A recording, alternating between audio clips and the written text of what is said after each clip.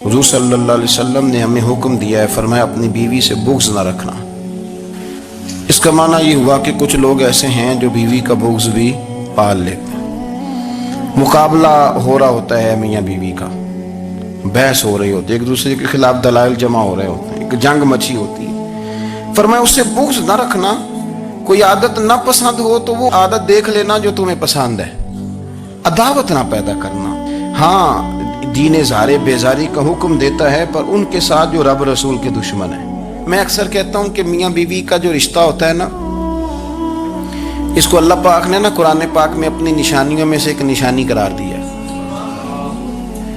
ان دونوں کی وجہ سے گھر چلنا ہے، بچوں کی پرورش ہونی ہے، نظام زندگی۔ آپ گھر سکون کے لیے جاتے ہیں، اطمینان کے لیے۔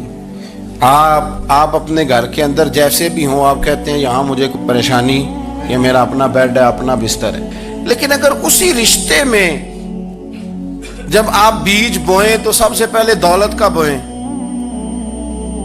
اگر لڑکے والے یہ لالچ کرتے ہیں نا لڑکی کیا لے کے آئے گی، تو لڑکی والوں کا بھی لالچ ہوتا ہے کہ لڑکا کماتا کیا ہے۔ ان کو بھی پتا ہوتا ہے کہ کتنے پیسے لاتا ہے، کیا کمائی ہے، کتنا کو جھاڑو پھیر لیتا ہے۔ آپ نے جب بنیاد یہ رکھی، مجھے دیانتداری سے بتانا کہ پورا نیک ہو، پورا شریف ہو، پورا پرہیزگار ہو، لیکن دولت صحیح نہ کماتا ہو تو رشتہ آسانی سے ہو جاتا ہے۔ وہ بس سارا کچھ ٹھیک ہے، جب کمائی تھوڑی سی کم ہے، وہ مشکل سے گزارا ہوگا، وہ کہتے ہیں نہیں جی نہیں، بھوکے تو نہیں نہ مرنا۔ کیوں؟ ہم نے اس کے اندر جب دولت کو شامل کر لیا، آ گئی دولت، تب جس رشتے کی بنیادی دولت پہ ہوگی وہاں آپ وفا تلاش کریں گے، وہاں آپ خلوص تلاش کریں گے، وہاں ہم للہیت تلاش کریں گے۔ اللہ کرے ہو جائے، لیکن وہ ہمارے مائنڈ سیٹ میں یہ بات ہوتی ہے کہ یہ جو معاملہ ہے یہ گڑبڑ ہے۔ اگر رضائے الہی مقصود ہو، اگر اللہ کی رضا مقصود ہو، حضرت فاطمہ بنت قیس ایک صحابیہ تھیں، انہیں طلاق ہو گئی، ان کے لیے دو رشتے آئے، ایک حضرت عبد الرحمن ابن عوف کا مالدار ترین آدمی تھے، اور ایک حضور کے غلام تھے، وہ بڑے غریب تھے، مسکین تھے۔ ان کے والدین کی خواہش تھی کہ عبد الرحمن ابن عوف سے شادی ہو جائے، وہ بھی تو بڑے نیک ہیں، پارسا ہیں، عشرہ مبشرہ ہیں۔ حضرت فاطمہ بنت قیس نے کسی بندے کی ڈیوٹی لگائی، کہنے لگی پتہ کرو نبی پاک کی رضا کیا ہے، حضور کی رضا کدھر ہے؟ تو پتہ چلا حضور کی خواہش غریب کی طرف ہے۔ تو وہ خاتون اپنے ماں باپ کو کہنے لگی میرا نا اس غریب سے رشتہ کرا دو۔ انہوں نے کہا پتر، بیٹیوں کے بارے میں ماں باپ بڑے احساس ہوتے ہیں، ہم چاہتے ہیں کہ عبد الرحمن ابن عوف مالدار ہے تو وہ بھی تو نیک ہے نا، حضور نے دنیا میں جنت کی بشارت دی، اور ان کا بڑا اعزاز ہے، حضور نے ان کے پیچھے نماز پڑھی، بڑا مرتبہ بڑا مقام والا صحابی ہے، وہ تو غریب آدمی ہے، اور پھر حضور نے حکم تو نہیں نہ دیا، خواہش کا اظہار کیا ہے۔ اس بی بی کے جملے بڑے شاندار ہیں، کہنے لگی آپ مجھے اللہ کی رضا کے لیے نا میرے نبی کے حوالے کر دیں، مجھے امید ہے اللہ رسول مجھے کبھی ضائع نہیں فرمائیں گے، مجھے حوالے کریں رسول کائنات۔ چھوڑیں کو ضروری ہے دنیا داری ہر طرف دیکھنا، کہیں کوئی کام ایسا بھی تو ہو نا جو محبت کے زور پہ ہو، باقی فروغ محبت میں اپنا کردار ادا کرو۔ دیکھیں نا حضور صلی اللہ علیہ وسلم نے فرمایا جس نے محبت کے ساتھ ماں باپ کا چہرہ دیکھا، اللہ اسے کامل حج کا ثواب عطا کرے گا۔ لیکن حدیث میں جو حضور نے شرط لگائی اس شرط کا خیال رکھنا ہے۔ کس طرح چہرہ دیکھنا ہے؟ فرمایا ماں باپ کا چہرہ دیکھو، کس طرح؟ اچھا یہ حدیث بتاتی ہے کہ کچھ لوگ ایسے ہیں جو چہرہ دیکھتے ہیں پر محبت سے نہیں دیکھتے۔ ابا جی کی کچھ باتیں کڑوی بھی لگتی ہیں نا، تو کئی دفعہ کچھ بچے چہرہ دیکھتے ہیں پر محبت سے نہیں دیکھتے، تو حضور نے فرمایا تو محبت سے چہرہ دیکھ، تیرے رسول کا وعدہ ہے رب مقبول حج کا ثواب دے گا۔ صحابی عرض کرنے لگے یا رسول اللہ صلی اللہ علیہ وسلم اگر میں 2 دفعہ دیکھوں؟ تو حضور نے فرمایا 2 حج کا ثواب۔ اس نے کہا حضور میں دن میں 3 دفعہ دیکھوں؟ تو فرمایا 3 حج کا ثواب۔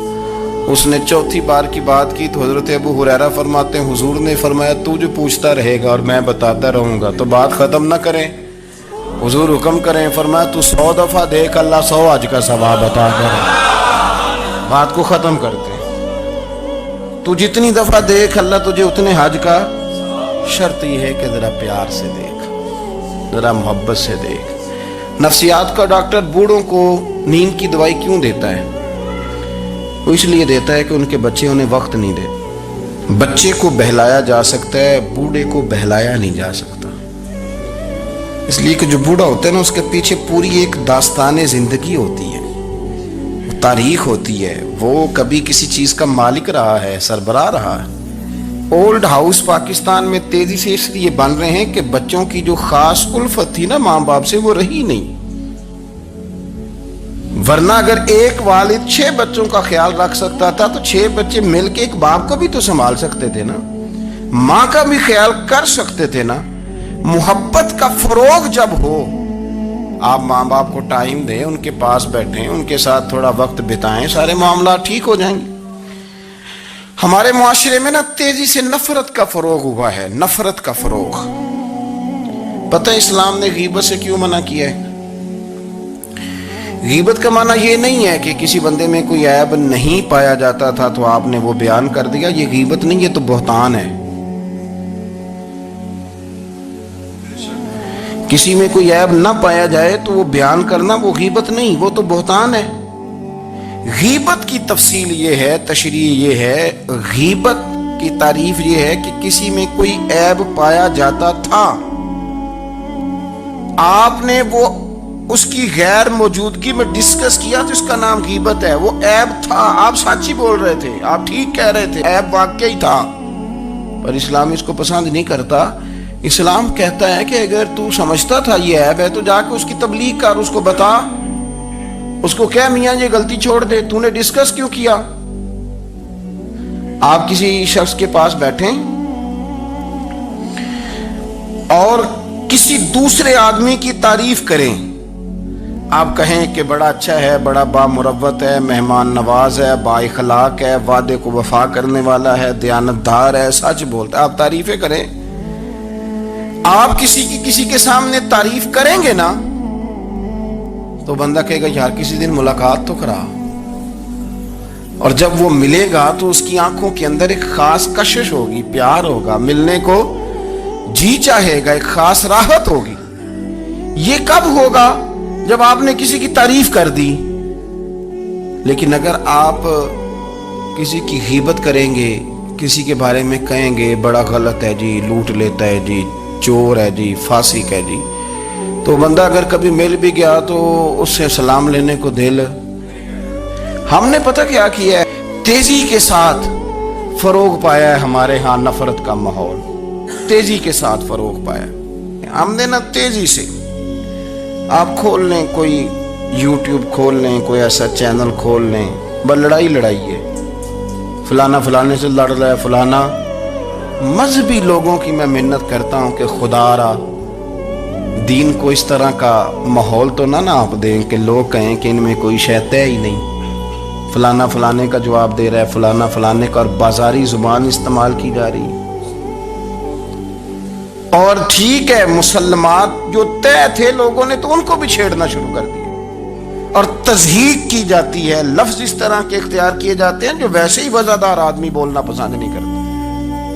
क्या आप अपनी शक्ल दिखा रहे हैं कुफर को कि यहां नफरत ही नफरत है, और वो बातें जिनको बिल्कुल छेड़ना नहीं चाहिए था उन पर भी आप कलाम करते हैं। आपने कोई चीज नहीं छोड़ी, इस पर आपने बहस ना की हो, उलझाया ना हो, मेला लगा दिया, अल्लाह जाने कोई क्या बोल रहा है। दावत दीन कौन देगा? पैगाम हक कौन सुनाएगा? फलाना फलाने का जवाब दे रहा है, और फिर वो दूसरे का जवाब दे रहा है, तीसरा तीसरे पे तबसरा कर रहा है, चौथा पांचवें पे तबसरा कर रहा है। ये कब तक बात ऐसे चलेगी? यही हाल सियासी लोगों का है। मेरे मुल्क का जो नौजवान ना बड़ा हो रहा है ना, मैं बड़ी जिम्मेदारी से बता रहा हूं, वो जैसे ही बड़ा होता है तो वो समझता है मैं डाकुओं के मुल्क में पैदा हुआ हूं, वो समझता है ये शायद चोरों की धरती है, वो समझता है शायद यहां सब धोखेबाज हैं। हम इस तरह से निचोड़ के लोगों के दिलों में नफरत भरी है, निचोड़ के कि लोग समझने लगे हैं इस मुल्क में तो कोई बंदा दयानतदार है ही नहीं, कोई बंदा अच्छा है ही नहीं, कोई बंदा नेक है ही नहीं। मजाक उड़ाते एक साहब मेरे पास आए हुए थे, कहने लगे पीर साहब 11 साल हो गए पुलिस की नौकरी करता हूँ, 1 रुपया रिश्वत नहीं ली, وہ چلا گیا, میں نے اسے تھپکی دی تو وہ نکلا ہے, تو ایک بندہ کہنے لگا سب انہیں جو ہوتے نہیں نہ سکتا. میں نے کہا یار تو منشی ہے اللہ کی رحمت کا, یہ میرے رسول اللہ کا دین ہے اور قیامت تک لوگ اس پر عمل کریں گے. اس نے 11 سال کہا, وہ 40 سال بھی کہتا تو میں ماننے کو تیار ہوں. کیوں کچھی باتیں کرتے ہیں, آپ نے تو تباہی کر دی, کوئی بندہ ٹھیک نہیں بچا. ایسے میلہ لگا ہوا ہے, اس دھرتی کو آپ برا کہتے ہیں, اس کو چوروں کی اور ڈکیت کی اور فراڈ لوگوں کی آپ دھرتی کہتے ہیں. یہ وہ دھرتی ہے جس نے داتا گنج بخش علی حجویری جیسے لوگ رکھے ہوئے. یہ وہ دھرتی ہے جہاں بابا فرید جیسے لوگ بستے ہیں. کیا بات کرتے ہیں صاحب, یہ اتنے بزرگ ترین لوگ یہاں بستے ہیں اور آپ کیا بات کرتے ہیں. اور دیکھیں میں بالکل ہی غیر سیاسی اور غیر جانبدار رہتا ہوں ملکی معاملات میں, لیکن جس شخص نے پاکستان کو ایٹمی قوت بنانے کے لیے, اب تو بڑی عمارت ہو گئی ہے, غربت میں جس بندے نے کام شروع کیا تھا کہ ایٹمی طاقت بن جائے, اس نے کوئی کام کیا کہ نہیں کیا؟ آپ کو پاورفل بنایا کہ نہیں بنایا؟ کبھی تبصرہ ہوتا ہے اس پر بھی؟ ہمیں لاکھ اختلاف صحیح, ہم بھی بات کرتے ہیں مخالفت میں, لیکن تباہی نہیں اتار دی ہم نے, توہین کر کر کے, نفرت پھیلا پھیلا کے. اس سے پہلے جو حکومت گئی شاید اس کا سب سے بڑا مخالف میں ہوں, لیکن ایسا نہیں ہے کہ انہوں نے کوئی کام بھی ایسا نہیں جو اچھا نہ کیا ہو. ایسا نہیں ہے. میں ملک بھر میں سفر کرتا رہتا ہوں, میں دیکھتا ہوں بہت ساری جگہیں ایسی ہیں, بہت سارے دیہات ایسے ہیں جس میں بڑے بڑے شاندار روڈ بنائے گئے, کام کیا گیا. ان کی 99 خامیاں اپنی جگہ پر, خوبی کا بھی تو ذکر کریں. یہی حال اس گورنمنٹ کا ہو رہا ہے. لاٹھ لے کے لوگ ہیں, یہ بھی گندا وہ بھی گندا. آپ کس طرح کی بات کر رہے ہیں؟ آپ نے تو ملک کو یہ نام دے دیا ہے کہ یہاں کوئی اچھا انسان بستا ہی نہیں. مولوی ہیں تو سارے برے ہیں, پیر ہیں تو سارے برے ہیں. کیا بات کرتے ہیں صاحب, یہ میرے رسول اللہ کی قوم ہے, یہ نبی پاک کی امت ہے, اور حضور نے فرمایا میری امت کبھی گمراہی پر جمع نہیں ہوگی. یہ نہیں ہو سکتا سارے لوگ ہی غلط ہو جائیں, لیکن ہم نے تباہی اتار دی. جس کے ہاتھ میں سپیکر آتا ہے وہ سب کی پگڑیاں اچھالنا ضروری سمجھتا ہے. جس کے ہاتھ میں قلم آتا ہے وہ کہتا ہے چونکہ میں لکھ رہا ہوں تو میں اکیلا ٹھیک ہوں, باقی سارے غلط ہیں. محبت کو فروغ دیں, پیار کریں, اخوت کا رنگ دیکھیں. حاتم طائی کی بیٹی مجرم بن کے آئی تھی, مجرم بن کے, کلمہ نہیں پڑھتی تھی, اور اس کو سامنے کھڑے کر کے میرے نبی پاک نے فرمایا تیرا باپ کلمہ نہیں پڑھتا تھا پر اس میں عادتیں اچھی پائی جاتی تھی, اس کی صفات ٹھیک تھیں. یعنی حضور تعریف کر رہے ہیں, نبی پاک تعریف, اور ہماری زبان گونگ ہو جاتی ہے تعریف کی دفعہ. ہم تو جو میری بات مان گیا وہ بندہ ٹھیک ہے, اور جس نے میری بات نہیں مانی وہ بندہ درست ہے. یہ گونگ ہو جاتا ہے ہمارا مزاج.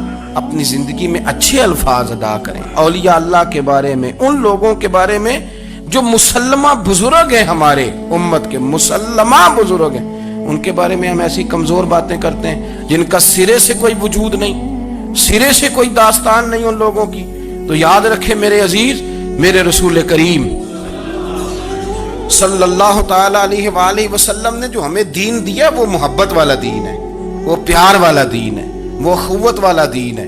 اس میں پیار کریں گے, پیار آگے لے کے جائیں گے, پیار کو فروغ دیں گے. سنیں حدیث میرے نبی پاک علیہ السلام نے فرمایا قیامت کے دن رب کریم فرمائے گا کہاں ہیں وہ لوگ.